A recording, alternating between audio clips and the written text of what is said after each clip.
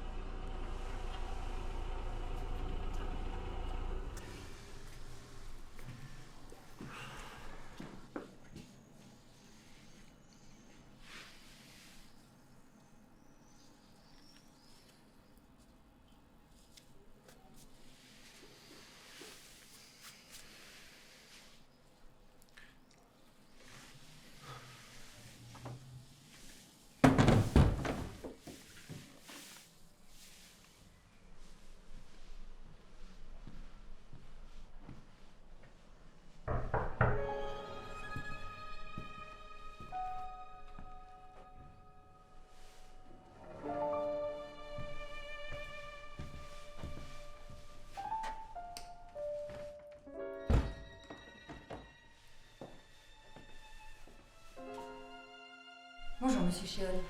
Audrey Olhomme de la Goliath Compagnie. Vous n'êtes pas vraiment comme je l'imaginais. C'est ce qu'on appelle l'anonymat, madame. Les gens vous imaginent toujours comme ils le désirent. Un verre, madame? Colada, s'il vous plaît. Monsieur? Comme d'habitude. Bien, monsieur. Comment se portent les affaires, monsieur Chéol?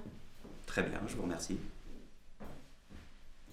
C'est une étrange sensation de vous voir devant moi. De me dire qu'aucun actionnaire, aussi puissant soit-il, ne vous ait jamais vu. Oh, vous savez, quand on fait un métier comme le mien, Un marchand d'armes international. chef d'entreprise, internationalement reconnu.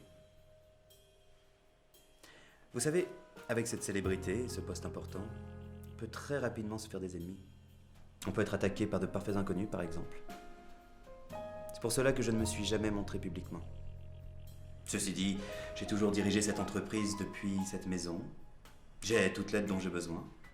N'est-ce pas, Monty?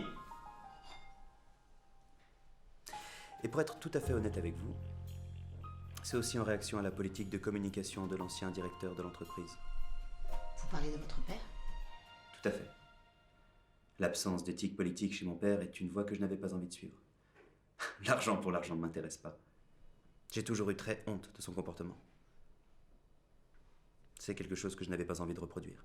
Quitte à détruire complètement l'héritage de votre père. Peut-être bien. Mais savez-vous quand même que vous dirigez une entreprise, monsieur Chéol?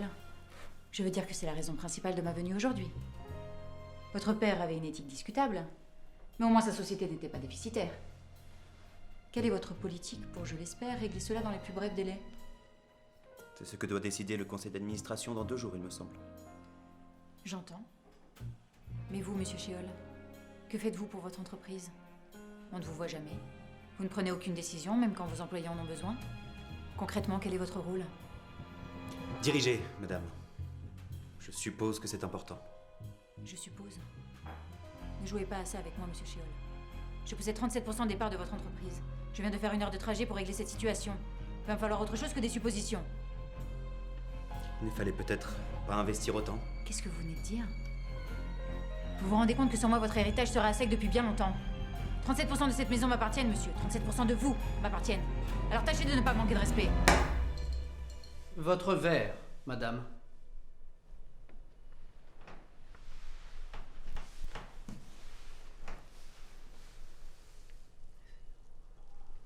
Vous n'avez aucune idée de ce qui se passe, n'est-ce pas? Pardon. J'ai une dernière question. À combien estimez-vous le nombre de personnes vivantes connaissant votre visage? 2. Et elles sont dans cette pièce. J'aimerais que vous signiez ça. Qu'est-ce que c'est? Un document stipulant que vous vendez vos parts de l'entreprise à la compagnie Goliath. Non. Je ne peux pas faire ça. Je m'en doutais.